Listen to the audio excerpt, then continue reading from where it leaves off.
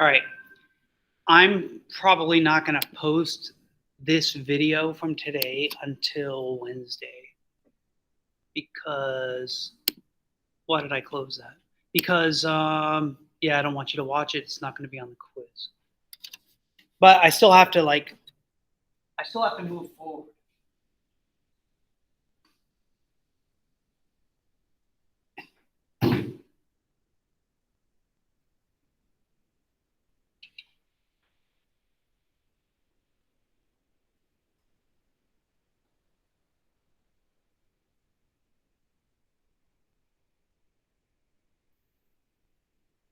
Hold on, I'm pulling up the slide.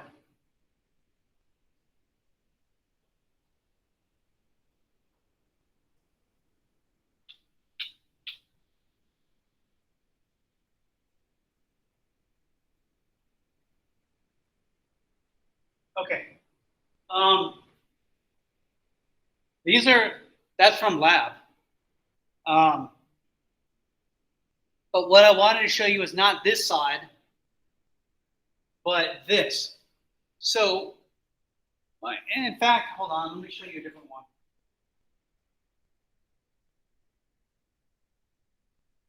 Oh.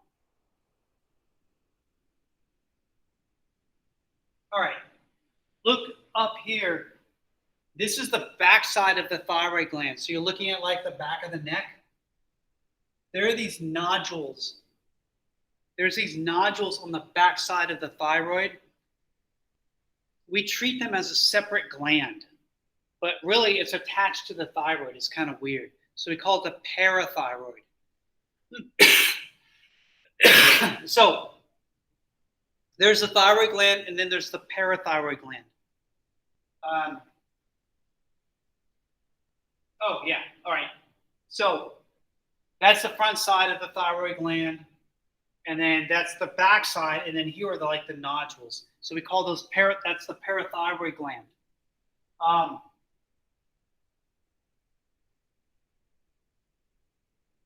Okay. So this slide will sum it up. Right. So we've got two different glands going on here.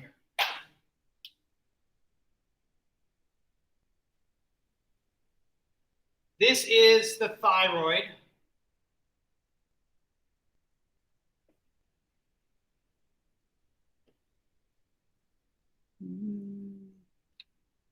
And this up here is the parathyroid. So thyroid gland, parathyroid gland. They both make a hormone that regulates the calcium in your blood. One raises calcium, one lowers calcium.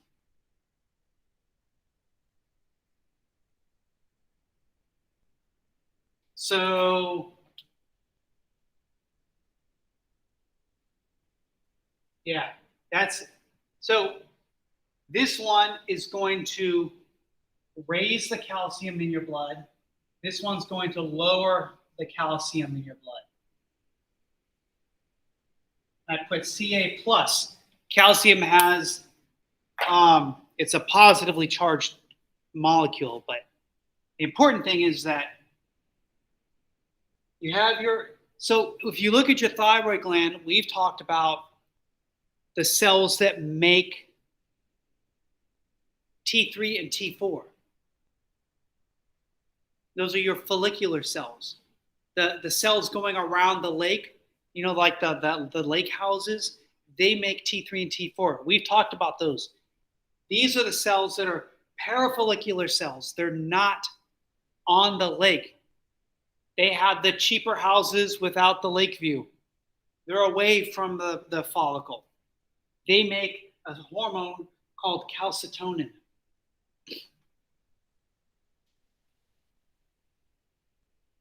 So I'll jump back into this, but I'm saying up here that most of the calcium that's in your body is in your bone, teeth and bone, your bones, right? Most of the calcium's in your bone. You have some calcium in your blood.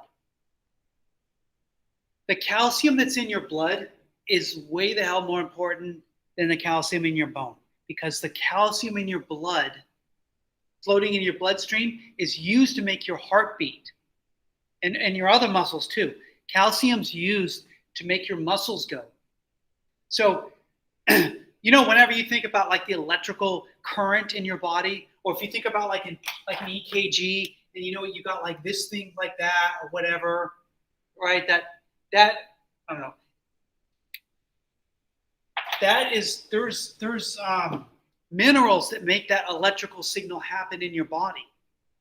There's a few, but essentially it's sodium, potassium, and calcium. They make your muscles contract. That's the electrical signal that's going through your body. Right? We call them electrolytes. Sodium, potassium, calcium. They're all like electrolytes. But they're all these minerals with charges. So calcium's a very important one to make your heart beat and to make your like other muscles move. It does a lot in your body, actually. Your heart is number one for your body. Your body sacrifices everything else before the heart. So your body's got a shutdown procedure. It's got parts of its body that it will sacrifice to save other parts. The heart, most important.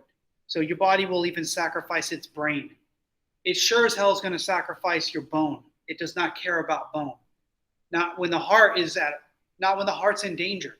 So if you don't have enough calcium in your blood, your body goes into the bone and drills it out, mines it out of the bone to be replaced in the blood. So your body needs that 1% in the blood. If it has to, it's going to go into your bone and pull it out, which is going to lead to brittle bones, right? So these two hormones regulate it. You don't want too much calcium in your blood. You don't want too little calcium. Homeostasis, nice even level. So calcitonin is when you have enough calcium in your blood. And so this is what it does. It's gonna inhibit. It's going to stop these cells called osteoclasts. So osteo means bone. If you remember from last semester, osteoclasts break up bone. Osteoblasts build bone. Osteoclasts break down bone. We have enough calcium here in the blood. We don't need to go into the bone. Don't mess with the bone. There's enough calcium. So inhibit the bone breaking cells. You don't want to break down bone. You don't need vitamin D as much because you have enough calcium. Vitamin D is not important. So you could suppress vitamin D in your body a little bit because you have enough calcium in your blood. And the calcium that you get from your food, you don't have to absorb all that. You could suppress the absorption. You've got enough in your body. No need to absorb more out of your food.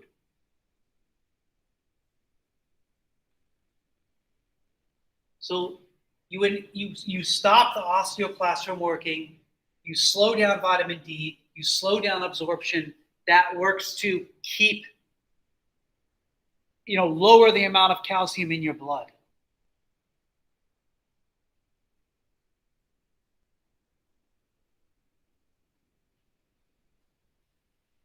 Parathyroid hormone does the opposite. It's made by chief cells in the parathyroid gland. And it's confusing here because we got these words with parafollicular cells, parathyroid gland. But it's made by your parathyroid gland. This is the name of the hormone, PTH. Parathyroid hormone. It does the opposite. Stimulate the osteoclasts. Those are the cells that break down bone. Make those go. Break down bone. Make vitamin D work better. You don't want to inhibit the opposite. Because vitamin D, the more vitamin D in your body, the more calcium. So you want to make vitamin D work more. And the food that you eat you want to absorb more calcium. See, all these things are working to make the calcium levels in your blood go up.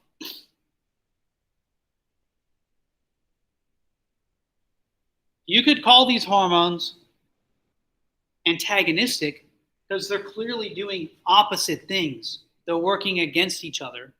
I mean, if you want to look at it that way. But, they're working to keep calcium normal in your bone. So, yeah, so that's the other thing that the thyroid does, right? When you think of thyroid, we think of metabolism, and that's true. But you also got to think of calcium, right? So sometimes people, they'll get like some kind of autoimmune disease or something wrong with their thyroid, and they'll take some of their thyroid out. Or maybe they get thyroid cancer, right? And they'll take the thyroid gland out or a lot of it out. You can give hormones like synthetic thyroid hormone. But you also have to keep in mind calcium, because once you take out the thyroid gland, you're also taking out the parathyroid gland. In either way, you're messing up calcium regulation, right? So those people have to think about calcium too.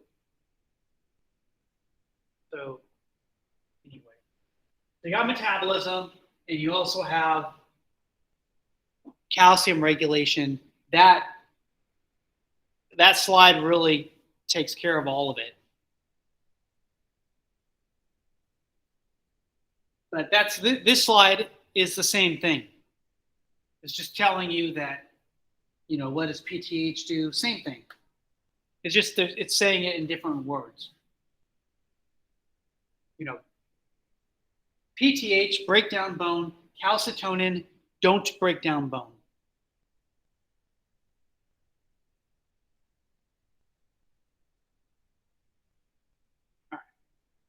All right. Vitamin D is actually a hormone. Like, it's a vitamin, but it's a hormone, and it's made from cholesterol.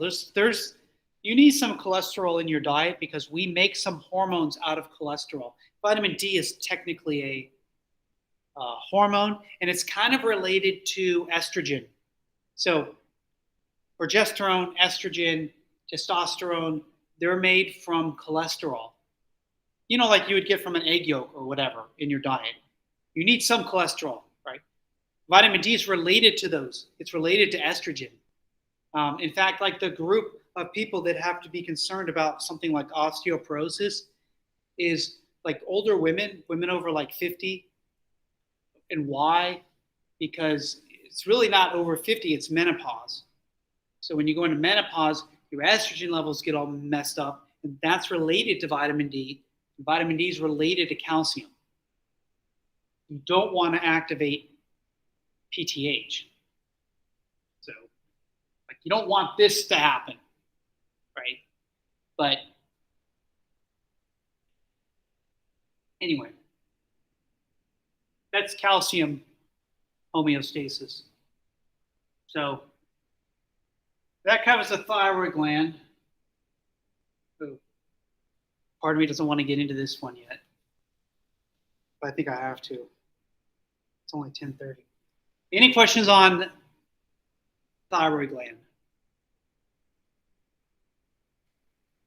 I'm going to actually, because I'm trying to avoid getting into this because it's a bunch of shit. So I've got something else that I want to talk about before this. So I'm going to turn this off for a minute.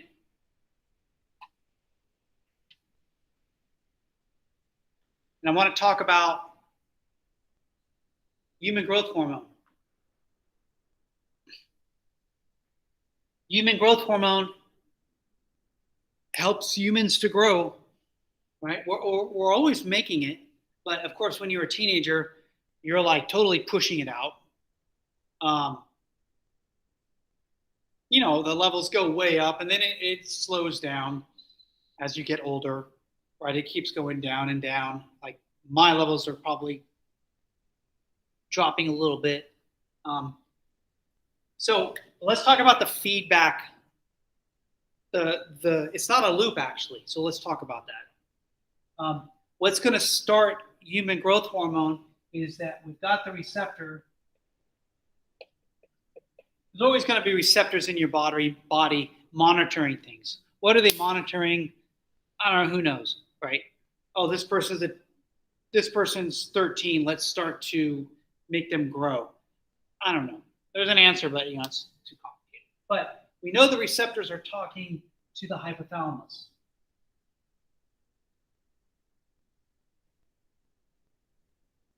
All right, so let's just make up something. All right, it's time to grow, right? So the hypothalamus has a hormone that it releases when it's time to grow. And this, we've already talked about this, growth hormone releasing hormone. That's the first hormone that's going to start this whole thing off. GHRH from the hypothalamus. That's going to go to the pituitary gland. The pituitary gland is going to now release human growth hormone. This human growth hormone has a target cell of like many places. Think about whatever grows in your body. What grows when you're growing up? Bone, skin, cartilage, liver. So I'm just going to put a few places. The target cells for HGH are like, let's say, bone, cartilage, which I spelled wrong, liver, and some other places. What it's going to do, it's going to cause the release of another hormone, these little proteins that we're going to call insulin-like growth factors, IGF. There's different kinds. We're just going to say IGF. So human growth hormone, when it gets to its target cell, these target cells are going to make this other hormone called insulin-like. And I know it's got the word insulin in it. So you're like, well, wait a minute. Insulin? It's linked. Like all these hormones are linked together, but just treat it differently for now. Insulin-like growth factors, or just call it IGF.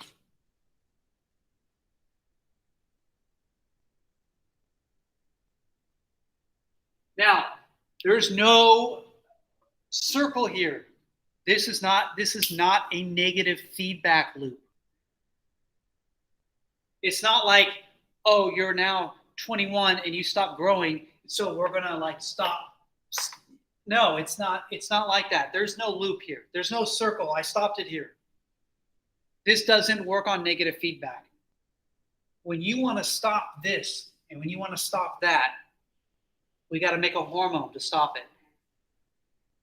So an inhibiting hormone. This is a case where we have an inhibiting hormone. GHIH, growth hormone, inhibiting hormone.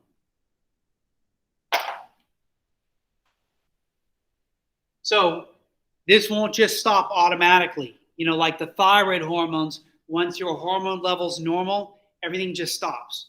Once your calcium level's normal, everything stops. It's not like that.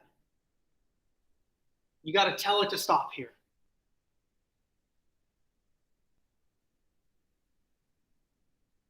And what makes your body do that? I don't know, something. There's an answer for it. You can look it up. But what I really wanted to get to is what happens here. Human growth hormone, insulin-like growth factors. Okay, how exactly do we grow? Like we know that growth hormone and IGF, it makes us grow. How? What? Like how exactly? So I'm going to write that here. The first answer to how we grow, the first word that should come to your head that you should, like, anytime you're going to grow, you're going to think automatically proteins. I need protein. If somebody gets injured and they're in the hospital and they have to repair their injury, first thing you're thinking in your head, protein, protein, protein, protein. It's always the answer. So when you want to grow, you need more protein. You cannot grow bone without protein. You can't grow muscle without protein. You can't grow skin, whatever. Everything, you're not going to grow it without protein. So that's the first order of business. The food that you eat, when you eat a steak or a hamburger or something, your body can take out different amounts of protein. It could take out a lot of protein from that, or it could take out a little protein. You don't get like all the protein from a hamburger. Your body's not taking all of it. It's a lot of effort. You know, when your body takes protein and processes it and digests it and all that, that takes a lot of energy. Right? So, but if you need it, you know, like if you're pregnant, for example, you got a baby in you, guess what that baby needs? A shitload of protein. Right? So now your body's, instead of pulling out 20%, I'm just making up numbers here. Instead of pulling out 20% of the protein from that hamburger, it's pulling out 40%. Right? So your body can adjust how much protein gets pulled out. And that's the first order of business. Increase the amount of protein. Actually, I'm going to erase all this. You all got this now. So, first order of business with growth. Increase amino acid uptake.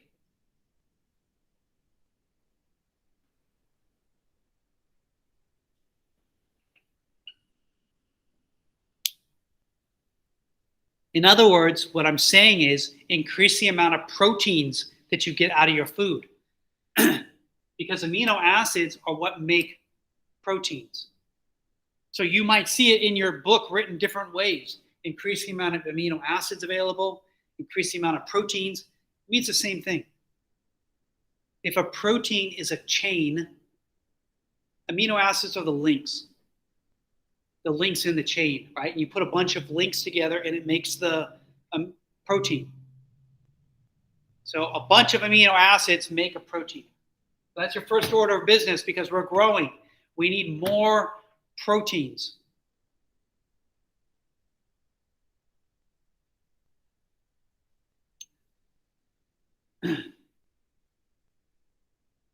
Now I'm on this side. So we need more proteins.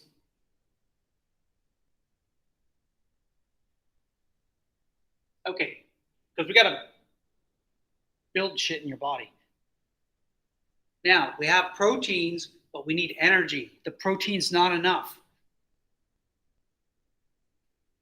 I need energy. Where are our sources of energy? It's going to be the same answer that I told you before break. Lipolysis. You want to increase lipolysis. Increase the amount of fat that you break down.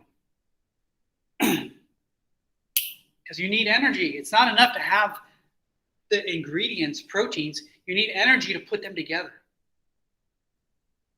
So fat, that's one of our energy sources, right? So someone going through a lot of like growth hormone, like with a lot of growth hormone, they're going to be breaking up a lot of their fat stores. And what's the other source of energy? Glucose, which I'm going to put glycogen again. Glycogen. Breaking down glycogen. Or another way to write it, increase blood glucose, blood sugar, you know. Number 2 and number 3 are both to increase ATP. Remember, ATP is the way that we use energy in our body.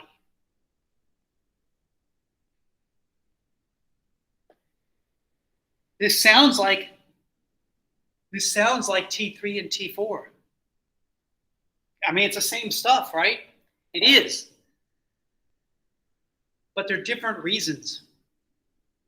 You're doing the same things, but for different reasons. Here, it's to grow. T3 and T4 is just for regular metabolism. I need to make skin cells to replace the skin cells that are falling off. I need to make more antibodies to replace the antibodies that are dying.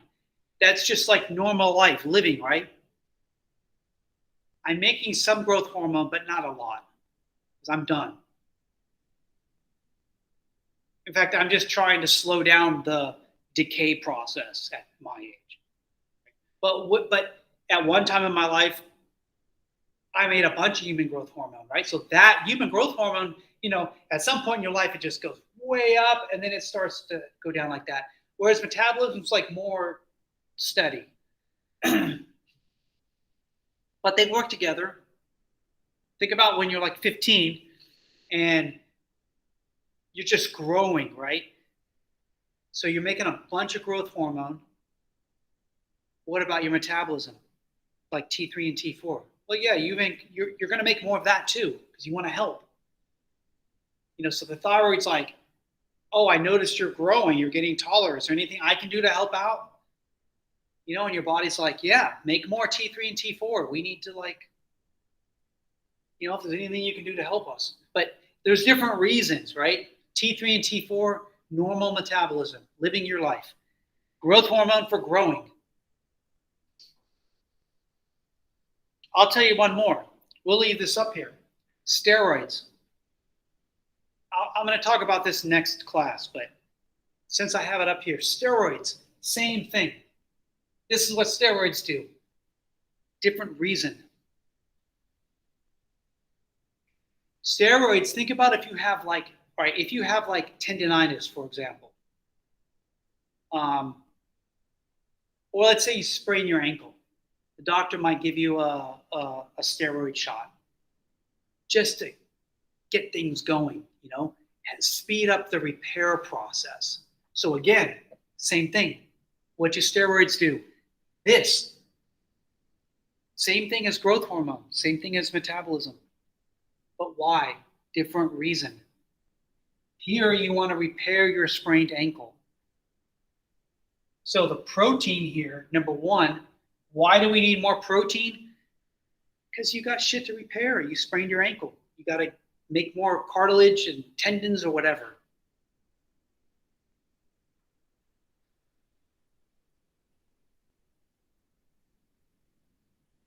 And then here, if you got to repair your tendon or if you got to repair your ankle or whatever it is, if you got to repair it, if you got to fix things in your body, you need energy.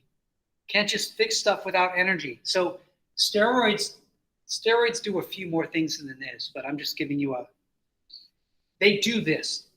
So I'm trying to tell you that you've got steroids, growth hormone, thyroid hormones, they all do the same thing, just for different reasons. So, yeah, I feel like I jumped way ahead. Oh, it's already 10:45. So this, right now we're on growth hormone. Before I got way off subject, this is what growth hormone does. And obviously, if you're breaking up your fat and you're using all your blood sugar, you're going to have to replace that. So you're going to be hungry, and you're going to want it. It's going to stimulate your appetite and all that stuff. So that's human growth hormone. So human growth hormone is going to cause the production of these things called insulin-like growth factors, IGF, and this is what IGF does.